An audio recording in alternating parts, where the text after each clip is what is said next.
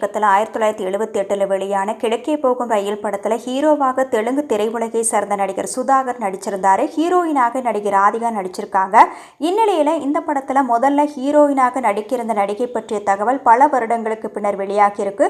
அதன்படி இந்த படத்திற்கு கிராமத்து சாயலுடன் வெள்ளந்தியான முகத்தோரணை கொண்ட ஒரு பெண்ணை தான் ஹீரோயினாக நடிக்க வைக்கணும்னு பாரதிராஜா முடிவு செய்த நிலையில் அதற்கு அவருடைய முதல் தேர்வாக இருந்தவர் தான் நடிகை வடிவுக்கரசி. இவருடைய முகம் சற்று முதிர்ச்சியாகவும் தோற்றத்தில் மிகவும் ஒல்லியாகவும் இருந்ததால ஹீரோயின் விஷயத்துல பாரதிராஜா திருப்தி அடையாமல் இருந்திருக்காரு. அப்பதான் நுனிநாக்கு ஆங்கிலத்தோட லண்டன்ல இருந்து படிச்சு முடிச்சுட்டு சென்னைக்கு வந்து தன்னுடைய அம்மாவுடன் தங்கியிருந்த நடிகை ராதிகாவை பார்த்திருக்காரு பாரதிராஜா. பாரதிராஜா ராதிகா வீட்டுக்கு பக்கத்திலே இருந்ததால அவரிடமே நேரடியாக போய் தன்னுடைய படத்துல நடிக்க முடியுமான்னு கேட்க, அப்போது நடிக்கிறதுல சற்றும் விருப்பமில்லாத ராதிகா அந்த வாய்ப்பை மறுத்ததா கூறப்படுது. மேல் படிப்புக்காக மீண்டும் லண்டன் போறதுல ஆர்வமா இருந்த ராதிகாவிடம் அவருடைய அம்மா தான் டைம் பாஸுக்காக இந்த படத்துல மட்டுமாவது நடிச்சிட்டு போன்னு சொல்லி